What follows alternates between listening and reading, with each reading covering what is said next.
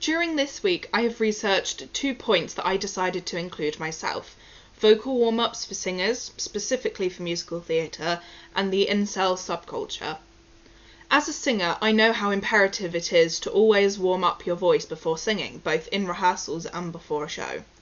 Before each daily rehearsal for this project, our 2 warm-up leaders, Matthew and Phoebe, lead us all in usually both a physical and vocal warm-up, whilst lately prioritising the warm-up the more that we do singing.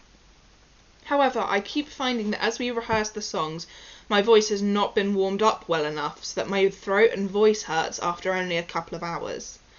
This has also occurred during our first term where we sang as a part of our and music's Christmas shows.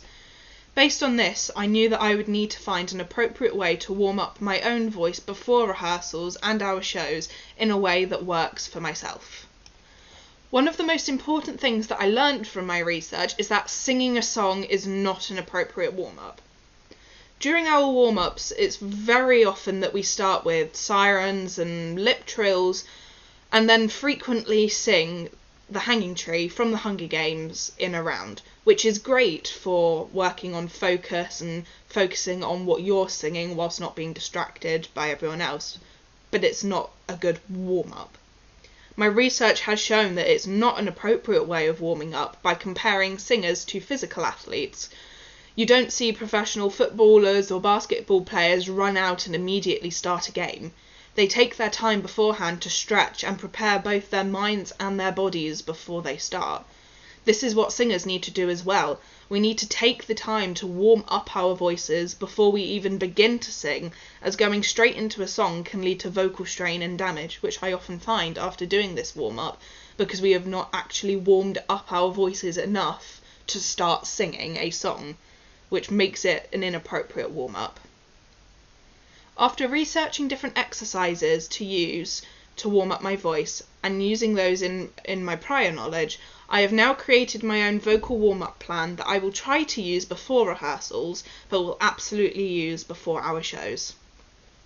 A filmed explanation of why I chose to do this and my filmed vocal warm-up will be available on the additional research evidence page on my site. During this week, we all sat together to discuss some of the sensitive topics that are spoken about in Little Spoon, one of which are incels, or involuntary celibates. Whilst I had a brief understanding of what incels are, due to several features being included in different medical dramas, I wanted to research them further using information from the Centre for Research and Evidence on Security Threats in order to understand the way they think and why they act the way they do. The section of the song in which this is discussed is incredibly difficult as it discusses how these incels act violently, specifically towards women, as revenge against them and the world for not providing them with what they believe they deserve: sex. So whilst I do not have any of the lines in this section, I still felt it imperative that I fully understand what was being discussed so that I could understand the severity of its nature and help to portray this delicately.